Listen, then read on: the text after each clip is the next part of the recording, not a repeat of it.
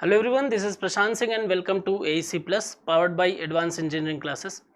आज हम बात करेंगे इंटरनेट के ही टॉपिक पर, जो दूसरा हमारा पार्ट है, जो डोमेन नेम सिस्टम के नाम से जाना जाता है। इसी को आप DNS बोलते हैं। अब आज ये देखते हैं कि ये DNS जो है वो होता क्या है। लगातार हम सुनते आते हैं कि इंटरनेट में ये इसका DNS है, ये इसका डोमेन नेम है, ये आखिर इसका मतलब क्या होता है। तो इसको आप कुछ इस तरीके से समझ सकते हैं कि जैसे आप पहले किसी नंबर को याद रखने के लिए, या आप समझ लीजिए कि अगर आपको किसी का फ़ोन नंबर चाहिए होता है तो आप कहाँ पर सर्च करते थे, आप सर्च करते थे किसी टेलीफोन डायरेक्टरी में। तो वो टेलीफोन डायरेक्टरी जो है वो नाम के साथ में नंबर को कंटेन करके रखती थी, जो आपके लिए, यूज़र के लिए उस चीज़ को आसान बना देती थी। उसी तरीके से जब आप इंटरनेट का यूज़ करने लगे तो यहाँ पर चीज़ें किस तरीके से, यहाँ पर एड्रेस किस तरीके से, तो यहाँ जो एड्रेस होता है, जो लॉजिकल एड्रेस होता है, जिसको आप IP एड्रेस के नाम से जानते हैं, वो 4 पार्ट में देखने को मिलता है। Class 1, class A, class B, class C, class D में।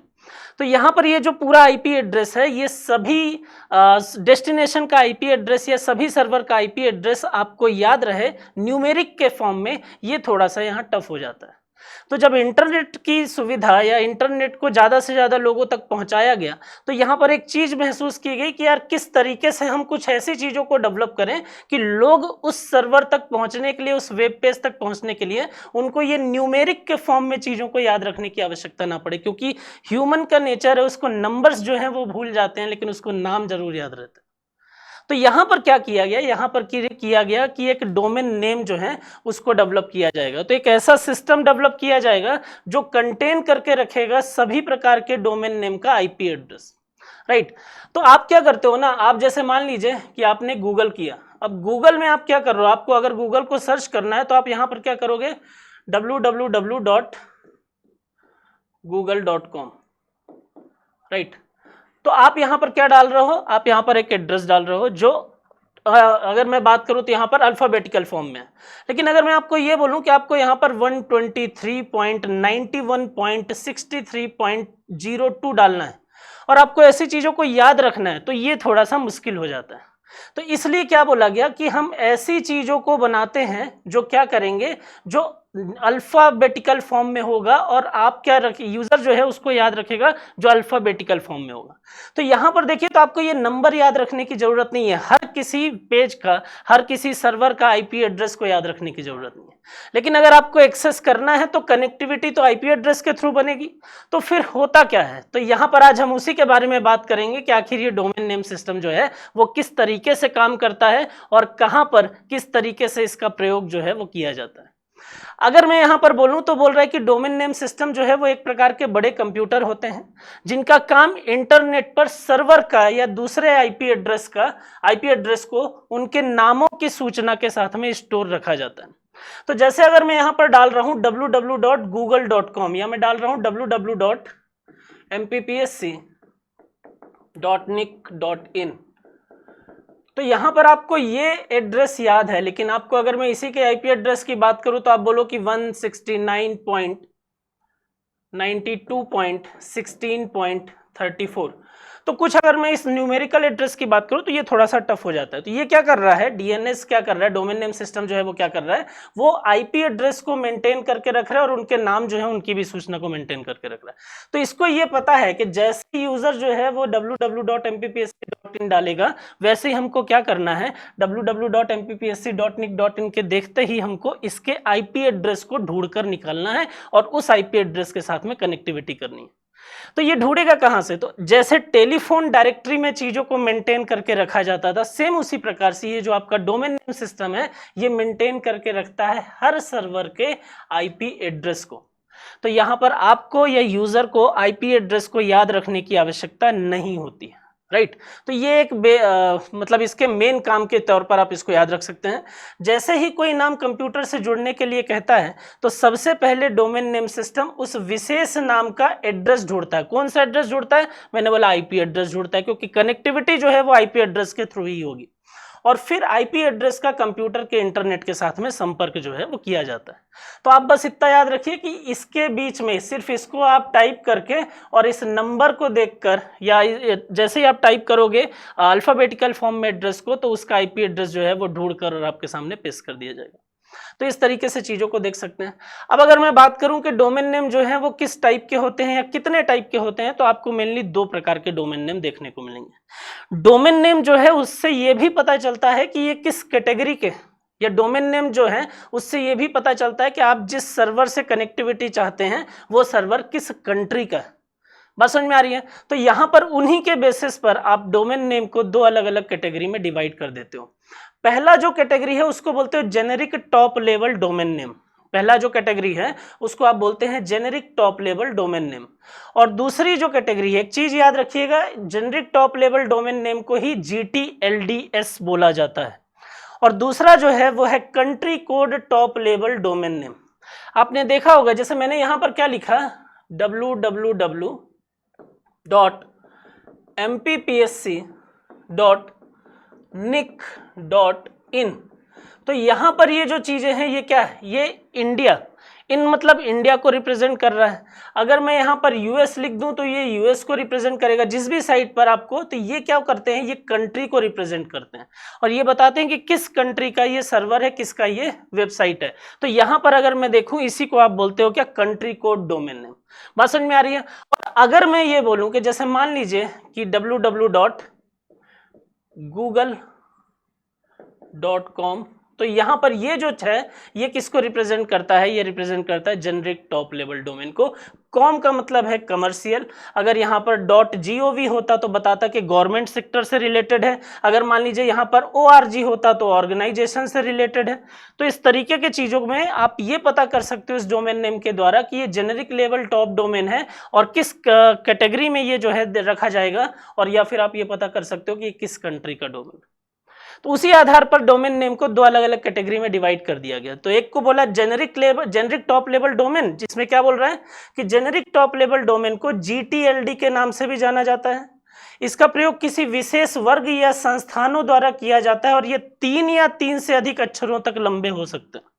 अब इसका क्या मतलब है 3 या 3 से अधिक अक्षरों, तो अभी मैं थोड़ी देर में आपको एग्जाम्पल बताऊंगा तो चीजें पता चलेंगी। सेकेंड यहां पर बोल रहे हैं country code domain name. Country code domain name का मतलब क्या हो रहा है कि country code top level domain name को CCTLD, इसको क्या बोल रहे हैं GTLD, इसको बोल रहे हैं CCTLD। अब इसके अंतर्गत देशों के नाम के अनुसार डोमेन नेम बनाए जाते हैं। तो मैंने बोला IN जो है वो इंडिया को रिप्रेजेंट करेगा, US जो है वो USA को रिप्रेजेंट करेगा, BR ब्राजील को रिप्रेजेंट करेगा। अब यहां पर देखिए तो आपको क्या पता चल रहा है कि यार ये जो है ये GTLD है, generic top level domain name है। बात समझ में आ रही है? तो यहां पर ये कैटेगरी बता रहा है, जैसे वो क्या बोला है कि ये या तो 3 कैरेक्टर का होगा या फिर ये 3 से ज्यादा कैरेक्टर के होंगे। तो हमने यहाँ पर 3 और 4 नाम, या उससे अगर हम बात करें तो यहाँ पर आपको म्यूजियम में 6 भी दिखाई देगा। तो मिनिमम जो है वो 3 कैरेक्टर के हो सकते हैं और उससे ज्यादा भी हो सकते हैं। जैसे अब कौन किसको रिप्रेजेंट कर रहा है, तो कुछ एग्जाम्पल मैंने यहाँ पर डाले हुए हैं, आप उसको देख सकते हैं। जैसे सबसे पहले अगर मैं बात करता हूं तो आता है एरो, जिसमें किससे रिलेटेड होता है, तो एयरलाइंस या एरो स्पेस कंपनीज से रिलेटेड है। क्या बोल रहे हैं, GTLD, generic top level domain. आपको कैटेगरी बता रहे हैं कि किस कैटेगरी के हैं ये, राइट। दूसरा बोल रहा है बिज का मतलब है बिजनेस या फर्म। कॉम का मतलब होता है कमर्शियल ऑर्गेनाइजेशन। कूप का मतलब होता है कोऑपरेटिव बिजनेस ऑर्गेनाइजेशन। EDU का मतलब होता है एजुकेशनल इंस्टीट्यूशन, राइट।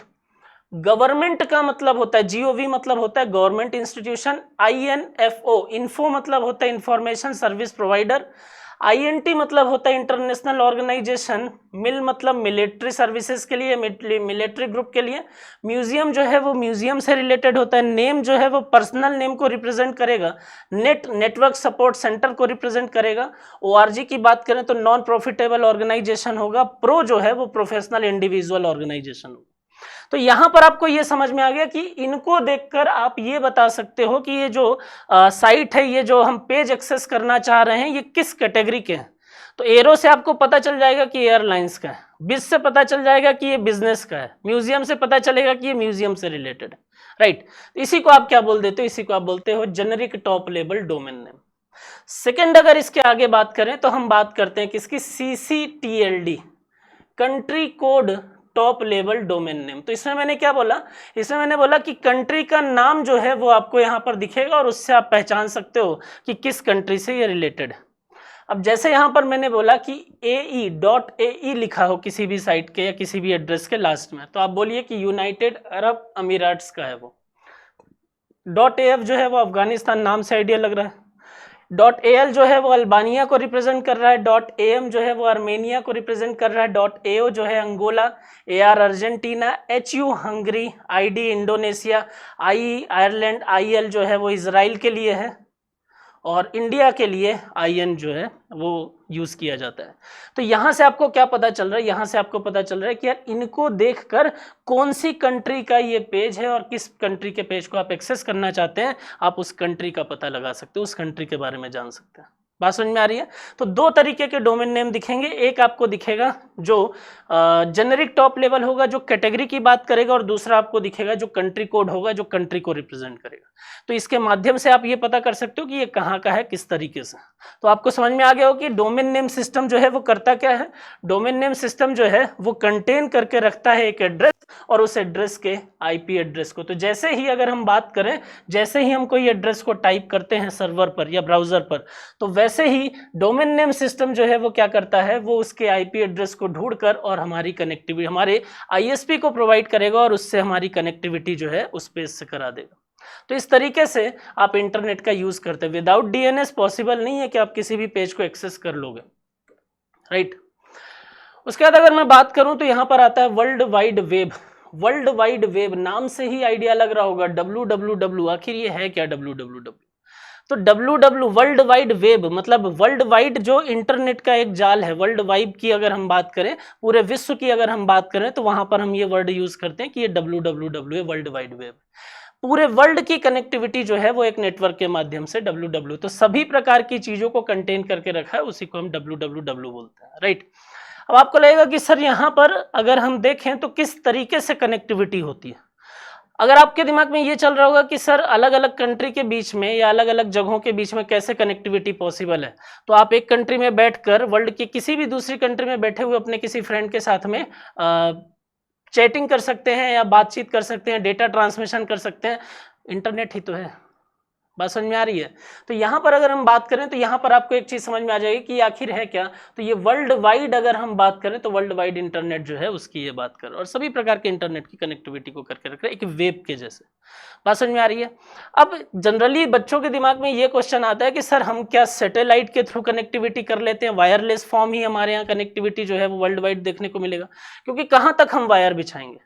तो आप एक चीज याद रखिएगा कि मैक्सिमम पोर्शन जो वर्ल्ड वाइड इंटरनेट है पूरा, उसका मैक्सिमम पोर्शन में जो कनेक्टिविटी के लिए मीडियम यूज किया जा रहा है वो गाइडेड मीडियम है, और उस गाइडेड मीडियम में हम ऑप्टिकल फाइबर केबल का यूज कर रहे हैं। समुद्र के अंदर की बात हो या बाहर की बात हो, मैक्सिमम जगहों पर हम ऑप्टिकल फाइबर केबल का ही यूज कर रहे हैं। अब आपने एक बार बिछा दिया है, कंपनीज जो है उन्होंने एक बार बिछा दिया है, तो उसके बाद तो फिर सिर्फ कनेक्टिविटी है ना। उसके बाद तो सर आप क्या कर रहे हो, आप डेटा का ट्रांसमिशन के लिए आपने एक रोड तो बनाई दी है ना, अब आपको सिर्फ उसका मेंटेनेंस करना है। तो ये कुछ उस प्रकार का है। तो मैक्सिमम हिस्सा जो इंटरनेट कनेक्टिविटी के लिए मीडियम के फॉर्म में आप देखेंगे वो ऑप्टिकल फाइबर के फॉर्म में देखेंगे, राइट। तो यहाँ पर अगर हम बात करें www की, तो आप देखिए कि टिम बर्नर्स-ली, ये नाम याद रखिए, जिन्होंने वर्ल्ड वाइड वेब के इन्वेंटर बोला जाता है। तो www के इन्वेंटर अगर मैं बात करूं तो उनको बोलते हैं टिम बर्नर्स-ली, ये नाम आप जरूर याद रखिए, राइट। अगर मैं आपसे ये बोलता हूं कि इंटरनेट के जनक कौन है, फादर ऑफ इंटरनेट, तो आप बोलिए विंट सर्फ, ठीक। और अगर मैं आपसे ये बोलूं कि www को इन्वेंट किसने किया, तो आप बोलिए टिम बर्नर्स-ली। दोनों चीजों में फर्क है थोड़ा सा, बात समझ में आ रही है? तो आप कंफ्यूज मत होइएगा, www बोले तो आप टिम बर्नर्स-ली बताइए, इंटरनेट बोले तो आप विंट सर्फ बताइए। बात समझ में आ रही है? और विंट सर्फ के साथ में एक नाम और मैंने आपको बताया था, बॉब खान या रॉबर्ट एलियट खान, तो वो भी आप जरूर याद रखें। अगर वो भूल जाते हैं तो विंड सर्फ जरूर याद रखें। इनको वेब के इन्वेंटर के रूप में जाना जाता है। और एक कंपनी है जो W3C के नाम से जानी जाती है। टिम बर्नर्स-ली को WT के जो टिम बर्नर्स-ली हैं वो W3 जो है उसके डायरेक्टर भी थे, उस कंपनी के डायरेक्टर भी थे। W3 के डेवलपमेंट को बर्नर्स-ली ही मॉनिटर करते थे, और इन्होंने ही एक चीज आप याद रखिए कि जो हाइपर टेक्स्ट होता है, जो वेब पेज को डेवलपमेंट करने के लिए काम किया जाता है, तो उस हाइपर टेक्स्ट की अगर हम बात करें तो हाइपर टेक्स्ट के डेवलपर भी किसको माना जाता है, इन्हीं टिम बर्नर्स-ली को ही माना जाता है। बात समझ में आ रही है? इसके आगे अगर मैं बात करता हूं तो यहाँ पर आप देखिए कि अलग अलग प्रकार के वेब ब्राउजिंग सॉफ्टवेयर हैं। देखिए दो चीजें होती हैं, एक मैं आपको बताऊं, एक होता है सर्च इंजन और एक होता है वेब ब्राउजर। सर्च इंजन जो है वो क्या है, सर्च इंजन में आप ऐसा समझ लीजिए कि यहाँ पर डिफरेंट वेब पेजेस को स्टोर करके रखा गया है, और अगर आप किसी भी प्रकार की दुनिया की कोई भी जानकारी अगर आप एक्सेस करना चाहते हैं तो आप यहाँ पर इसमें चीज़ों को टाइप करके और उसको एक्सेस कर सकते हैं। लेकिन टाइप कहाँ पर करेंगे, तो इनमें जो भी वेब पेज स्टोर हैं उन वेब पेज को एक्सेस करने के लिए एक पाथ होगा, एक रास्ता होगा जो वेब ब्राउज़र के फॉर्म पे होगा। तो विदाउट वेब ब्राउज़र जो है वो सर्च इंजन का प्रयोग किया ही नहीं जा सकता। बात समझ में आ रही है? तो पहले यहाँ से कुछ क्वेश्चन जो है वो किस प्रकार से पूछे जाते हैं, तो यहाँ से जनरली क्वेश्चन आते हैं कि आपको 4-5 ऑप्शन दे देगा और उसमें से बोलेगा कि ये कौन से, इनमें से कौन से वेब ब्राउज़र हैं या नहीं है, इनमें से कौन से सर्च इंजन है या नहीं है। तो आपको कुछ इंपॉर्टेंट वेब ब्राउज़र और सर्च इंजन के नाम जो है वो पता होना चाहिए। मोस्टली आपको पता होंगे, मोस्टली अगर आप देखो तो चीज़ें जो हैं वो आपको याद होंगी या आप इनको यूज़ करते होंगे, लेकिन उसमें से और क्या हो सकते हैं तो आज मैं उसकी एक लिस्ट जो है वो आपको बता देता हूँ। देखिए वेब ब्राउज़र की अगर मैं बात करूँ तो एक सॉफ्टवेयर या प्रोग्राम है जिसको किसी भी यूज़र को वेब पेज डिस्प्ले या एक्सेस करने के लिए वो उसकी अनुमति देता है। आमतौर पर वेब ब्राउज़र को ही हम ब्राउज़र के नाम से भी जानते हैं, तो जिसको आप ब्राउज़र बोल रहे हो वही वेब ब्राउज़र है, और उसी का यूज़ करके आप सर्च इंजन या उसी का यूज़ करके जो वेब पेजेस हैं उस वेब पेज को आप क्या कर सकते हो, एक्सेस कर सकते हो, राइट। कौन कौन से हैं, तो सबसे पहले जो सबसे ज़्यादा यूज़ किया जाने वाला वेब ब्राउज़र आज के टाइम पर है वो है Google Chrome, right. Google Chrome जो है, नाम से ही पता चल रहा है गूगल क्रोम, तो किसने डेवलप किया है इसको, तो याद रखिएगा गूगल क्रोम जो है वो किसके द्वारा डेवलप किया गया है, गूगल के द्वारा डेवलप किया गया है। बात समझ में आ रही है? दूसरा क्या बोल रहे हैं इसमें कि वेब क्रोम या गूगल क्रोम जो है, गूगल क्रोम ब्राउज़र है जो सबसे तेज, पॉपुलर और प्राइवेट ब्राउजिंग जिसमें सबसे ज़्यादा की जा सकती है, फास्ट स्टार्टअप और फिशिंग मालवेयर फिल्टर के साथ में ये काम करता है, तो आपके डेटा को लॉस होने की संभावना जो है वो कम हो जाती है। आप फ्री ब्राउज़र के तौर पर इसका इस्तेमाल कर सकते हैं और फ्रॉड वेबसाइट से यूज़र को ये वॉर्न भी करता है। कभी कभी हमको एक मैसेज आता है कि भाई आपको ये जो कुकीज़ आ रहे हैं, आपको ये जो साइट या आपको जो रिकमेंडेशन आ रहे हैं, क्या आप इसको अलाउ करना चाहते हैं या इसको आप ब्लॉक करना चाहते हैं। तो ये फैसिलिटी जो है वो क्रोम में इनबिल्ट है, जो आपको हर बात सचेत करेगा, हर बार सचेत करेगा कि आप इसको एक्सेस मत करिए, इसमें हो सकता है कि ये अनवांटेड प्रोग्राम जो है वो हो सकते हैं और आपके सिस्टम को, आपके डेटा को ये हार्म पहुंचाएं। तो अगर इसके बाद आप इसको एक्सेस करना चाहते हैं तो अलाउ करिए, अदरवाइज आप इसको ब्लॉक कर दीजिए। तो इस प्रकार की फैसिलिटी, इस प्रकार का रिकमेंडेशन जो है वो वेब ब्राउज़र में, जिसमें गूगल क्रोम में आपको देखने को जरूर मिलता है। सेकेंड जो ब्राउज़र के बाद सबसे ज़्यादा यूज़ किया जाने वाला वर्तमान में वेब ब्राउज़र है वो कौन सा है गूगल के बाद में, वो है मोजिला फायरफॉक्स। मोजिला फायरफॉक्स भी ऑलमोस्ट गूगल क्रोम के जैसा ही काम करता है, ये भी फास्ट है, पावरफुल है, सिंपल है, बहुत ज़्यादा कॉम्प्लेक्स कंडीशन नहीं है इसमें, फ्लेक्सिबल है, सिक्योर है। ऑनलाइन ब्राउज़र में ब्राउजिंग अगर आप करते हैं तो यहाँ पर ये सिक्योर है।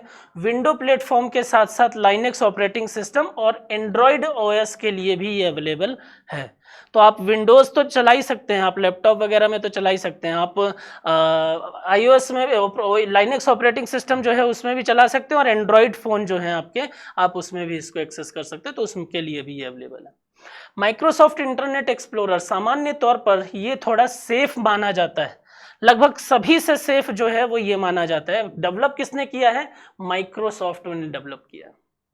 अब सेफ क्यों माना जाता है या सेफ माना जाता है तो किस तरीके का माना जाता है, जनरली बहुत सारी गवर्नमेंट की साइट ऐसी होती हैं जो आपको रिकमेंड करती हैं कि अगर आप इस साइट को एक्सेस कर रहे हैं, आप कोई फॉर्म भर रहे हैं या कुछ भी कर रहे हैं, तो आप इंटरनेट एक्सप्लोरर का ही प्रयोग करें, आप माइक्रोसॉफ्ट का इंटरनेट एक्सप्लोरर जो है उसका ही यूज़ करें। तो इसके कारण से, क्योंकि ये थोड़ा सा सभी प्रकार की फाइल को अलाउ नहीं करता है, और सभी प्रकार की अगर फाइल अलाउ नहीं हो रही हैं तो हार्म होने की संभावना जो है वो कम हो जाती है। तो इसलिए इसको थोड़ा सा और ज़्यादा हम सिक्योर मानते हैं। आज भी आप अगर देखेंगे बैंक्स वगैरह में जाएंगे, ऑफिसेस वगैरह में आप जाएंगे, तो आपको अगर उनकी डेस्कटॉप दिखाई देता है तो वहाँ पर आप देखेंगे तो इंटरनेट एक्सप्लोरर ही आपको दिखेगा।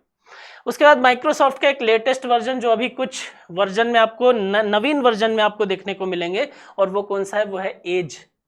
तो इसको भी किसने डेवलप किया है, माइक्रोसॉफ्ट ने ही डेवलप किया है। विंडोज 10 पर ये डिफॉल्ट रूप से है, और विंडोज़ 8 के बाद के जितने भी विंडो हैं उन पर ये इंस्टॉल होकर आता है। आप इसको अपडेट भी कर सकते हैं अगर आप में पुराना विंडोज़ है, विंडोज़ 8 है और विंडोज़ 10 है और आप पुराने किसी वेब ब्राउज़र को यूज़ कर रहे हैं और आप चाहते हैं कि एज को, तो आप उसको अपडेट भी कर सकते हैं। तो ये सपोर्ट करता है विंडोज़ 10 से लेकर। नेक्स्ट अगर मैं बात करता हूं तो ओपेरा ब्राउज़र काफ़ी पॉपुलर था। इंटरनेट जो आज के टाइम पर हम इंटरनेट देख रहे हैं उसकी कंडीशन में या उसकी तुलना में अगर आप देखोगे तो काफ़ी ज़्यादा पॉपुलर था ओपेरा, ओपेरा मिनी, है ना। मोबाइल में पहले जो सबसे ज़्यादा यूज़ किया जाने वाला वेब ब्राउज़र होता था वो ओपेरा ही होता था। तो इसके बारे में आप याद रखिएगा, ठीक है। लगातार अपने सिस्टम में सुधार करने वाला है, काफ़ी अधिक तेजी से मोबाइल ब्राउज़र के रूप में काफ़ी ज़्यादा पॉपुलर है। Version opera mini browser, opera, opera mini, इसके ये 3 सबसे ज़्यादा पॉपुलर वर्जन जो हैं वो देखने को मिलते हैं। और इसका यूज़ की अगर हम बात करें तो यहाँ पर फ्री फास्टिंग ब्राउज़र के रूप में इसका यूज़ कर सकते हैं और पेज जूमिंग और डेवलपर शॉर्टकट जैसी विशेषताएं जो हैं वो यूज़र इसमें फील कर सकता है। तो इस तरीके की इसमें फैसिलिटी, और सबसे ज़्यादा अगर मैं बात करूँ लगभग 90s के दौर पर, तो उस टाइम ड्यूरेशन पर सबसे ज़्यादा यूज़ किया जाने वाला मोबाइल ब्राउज़र के तौर पर अगर आप देखेंगे तो वो ओपेरा ही था। बात समझ में आ रही है। नेक्स्ट अगर मैं बात करता हूं तो यहाँ पर कुछ लिस्ट लिखी हुई है आपके वेब ब्राउज़र की, तो ये लिस्ट जो है वो आपको याद रखनी है और इस लिस्ट के माध्यम से अगर इस टाइप के क्वेश्चन आते हैं कि इनमें से कौन वेब ब्राउज़र नहीं है और आपको 4 ऑप्शन दिए हुए हैं तो आप बता सकें कि कौन सा जो है वो वेब ब्राउज़र है और कौन सा वेब ब्राउज़र नहीं है। तो ये तभी पॉसिबल है जब आपको इनके नाम जो हैं वो पता होंगे। तो मैं कुछ नाम यहाँ पर मेंशन किए, आप इनको याद रखिएगा। जैसे पहला है मोजिला फायरफॉक्स, ये आपको पता है। गूगल क्रोम, ये भी आपको पता है। ओपेरा वेब ब्राउज़र, ये भी आपको पता है। इनमें से अधिकांश आपको पता होंगे। आपको याद रखने की उनको ज़रूरत है जो आपको पता नहीं है। जैसे यूसी ब्राउज़र भी आप जानते हैं, मैक्सथॉन हो सकता है आप ना जाने, लेकिन याद रखिएगा। इंटरनेट एक्सप्लोरर आप जानते हैं, सफारी जानते हैं, टोर ब्राउज़र शायद ना सुने हो, माइक्रोसॉफ्ट एज आप जानते हैं, टॉर्क ब्राउज़र शायद आप ना जानते हो। उसके बाद अगर बात करें तो अवांट ब्राउज़र भी मुश्किल है कि सभी लोगों को पता हो। कमोडो आइस ड्रैगन जो है वो भी नहीं पता। ब्रेव ब्राउज़र जो है शायद ये भी नहीं पता। Slim browser, Epic browser, SeaMonkey, Vivaldi browser, Flock, Camino और क्यूटी वेब तो पता ही होगा। तो ये क्या है, ये कुछ फेमस वेब ब्राउज़र जो हैं वो देखने को मिलेंगे। तो यहाँ पर आपको ये 20 एटलीस्ट ये 20 नाम जो है वो याद ही होने चाहिए, जिसमें से 5-6 वेब ब्राउज़र के नाम तो आपको पता ही होंगे, आप उनको यूज़ ही करते होंगे। तो आपको सिर्फ 15 ही याद रखना है, राइट। तो 20 कम से कम, ये 20 तो आप जरूर याद रखें, क्योंकि अगर आएंगे तो यहाँ से आने की संभावना थोड़ी कम रहती, इनमें से आने की संभावना थोड़ी कम रहती है। तो एग्जाम में क्वेश्चन में जो आएंगे वो ज़्यादातर उनमें से आएंगे जिसके बारे में आपने कम सुन रखा है। तो आप उनके नाम जरूर याद रखें। अगर मैं आगे चलूँ तो आगे आता है वेब सर्वर या सर्च इंजन। वेब सर्वर की अगर मैं बात करूं तो सर्वर क्या होता है, जब जिससे क्लाइंट जो है वो कनेक्टिविटी बनाते हैं। तो जब हम वेब पेजेस को एक्सेस करना चाहते हैं तो हम कहां पर करते हैं, हम उनको सर्च करते हैं और वही जहां पर हम उसको सर्च करते हैं वही कहलाता है सर्च इंजन। जैसे आप गूगल में क्या करते हो, आप गूगल में चीज़ों को टाइप करते हो और बताते हो कि भैया हमको ये चीज़ चाहिए, हम इस वेब पेज को एक्सेस करना चाहते हैं।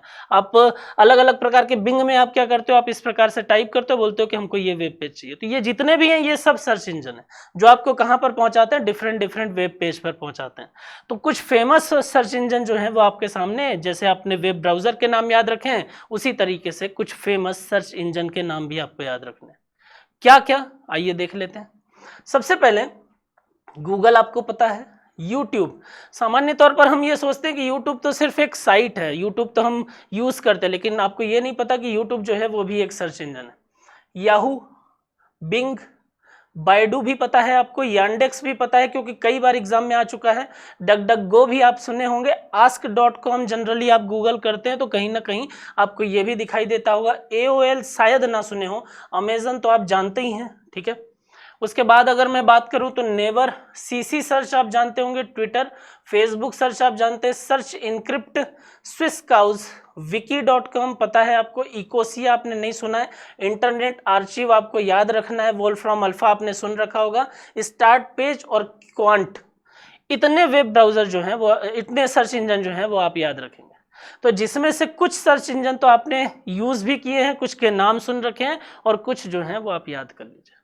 तो यहाँ पर इस पूरे टॉपिक में फैक्चुअल फॉर्म में अगर आपको कोई चीज याद रखनी है तो क्या याद रखना है, वेब ब्राउजर की 15-20 की लिस्ट और सर्च इंजन की 15-20 की लिस्ट। इन्हीं में से क्वेश्चन जो है वो ज्यादातर टाइम पे पूछे हुए हैं और आगे भी इन्हीं में से ही पूछे जाएंगे।